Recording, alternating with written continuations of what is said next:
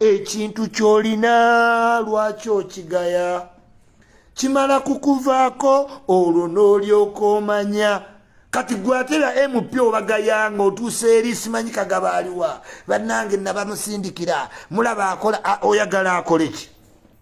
kubanga oli selective Mr. Bobi Wine ogende wa Kagabo omwogerako bubi naye ate ababaka sente zebafuna era nazo bazijja mu parliament ku musaala byebino bimwabadde mu victimizing Spice Diana omuntu atali wa pata yammwe tali mu politics mwaba politics mufuna sente kyokka ate bano bagenda osasula just event ne mubateekako bafuuti soja babavume kati Dr. Kagaba akyalina kaadiyo emyaka emeka ebiri eno ye time yo mwasheminga mu constituency nedda why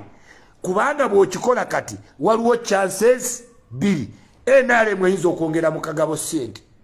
yes kuba kati omaze omulaga nti you can cross you have already crossed toyinawo reconciliation program nga president ekikozesa retreats government parties kufuna harmony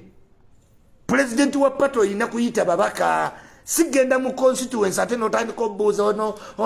omubaka mumulabako tebamulondangako kubeera mu constituency kuba mulonda beera mu parliament. This is the same mistake you did to Kazibwe Medi. Is the same mistake you are doing to Segirinya. Abantu bakulaba toli mu tewasanyukira bulungi kutakwa Segirinya.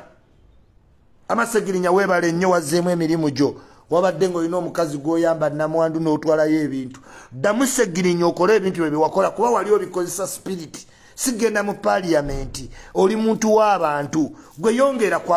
kulabirira abantu nga Segirinya nagamba wali better off as an LC3 mu Kawempe because this is your jurisdictions of area obimanyi nnyo ebyokuyamba abanaku utuukirira ono Segiboxi ne olaba we weeteeka mu parliament abasajja ne bakola mu dayisi ne bakufuula gundi victim si basanyufu nnyo okuva Segirinya we yabatanga nammwe mumanyi Segirinya mumugenderere Bobi Wine alina engeri gyamwewala kubanga Segirinya yali alinyisiza popularity nga bagyekengedde balubongeya kati bamugaye munnadde yasomero again after 4 years of dead year kati Segirinya bambi baagala mujjako constituency kyovula nange nesimbyewo bagisimbemu omuntu atazaalibwa Kawempe bagamba Segirinya yali ayitiridde nnyo kati twali tumuwonye yali awambye nnyo Segirinya yali awambye nnyo mmwe temuyinza kitegeera Segirinya is on record yayitamu mu NUP ye best NUP candidate nga ne basewunyonyi bonna bagase eyasinga oyitamu nga we tugamba nti Ichuli yafuna nnya mu P7 kati ne Segirinya yafuna nnya mu Kalulu. The more money you get the more problems. Segirinya natandika okufuna ebizibu era eyo constituency babadde bajagala Segirinya badde tebannamuta nga bapulaninga ogenda ogikyalira lwe bamuta ne biggwawo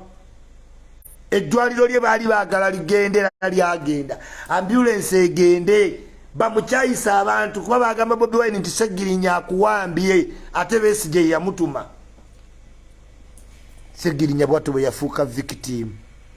politics muzibu nnyo musajja wattu ne yeebaka eruzira ebiku bya lumooli kayate yafuluma obusungu bamugambye busse ku Ichuli muyamba ate akerera ku Ichuli muyamba muwonya ababi bonto wenawonya Samimu Malende ne mga